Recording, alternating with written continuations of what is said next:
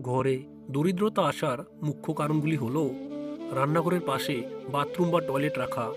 ভাঙা চিরুনিতে চুল আঁচড়ানো, ভাঙা বা ফেটে যাওয়া জিনিসকে ব্যবহার করা, ঘরের মধ্যে নোংরা জিনিস রাখা, আত্মীয়দের সঙ্গে খারাপ ব্যবহার করা বা গালিগালাজ করা, বা পা দিয়ে প্যান্ট পরা, সন্ধ্যের সময় ঘুমোতে থাকা, কোনো আত্মীয় যদি আপনার উপর অসন্তুষ্ট থাকে, উপার্জনের থেকে বেশি খরচ করা, দাঁত দিয়ে রুটি ছিঁড়ে ছিঁড়ে খাওয়া, চুল 40 দিনের বেশি হলেও না কাটা, দাঁত দিয়ে নখ কাটা, দাঁড়িয়ে দাঁড়িয়ে প্যান্ট পরা, মহিলাদের দাঁড়িয়ে দাঁড়িয়ে চুল বাঁধা, ছেঁড়া বা ফাটা পোশাক পরে থাকা, সূর্য ওঠা পর্যন্ত শুয়ে থাকা, গাছের নিচে প্রস্রাব করা, শ্মশান ভূমিতে হাসতে থাকা, পানীয় জল রাতে খোলা রেখে ঘুমানো,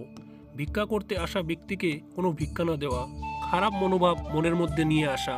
পবিত্র না হয়ে ধর্মগ্রন্থে হাত দেওয়া বা পড়তে থাকা, দরজায় ঠেস দিয়ে বসে থাকা, রসুন পেঁয়াজের ছালকে জ্বালানো, সাধু ব্যক্তির থেকে কোনো জিনিসকে কিনে নেওয়া, ফুঁক দিয়ে প্রদীপকে নিভানো, ঈশ্বরকে ধন্যবাদ না জানিয়ে ভোজন করা, ভুল কাজে শপথ নেওয়া, অন্ধকারের মধ্যে ভোজন করা,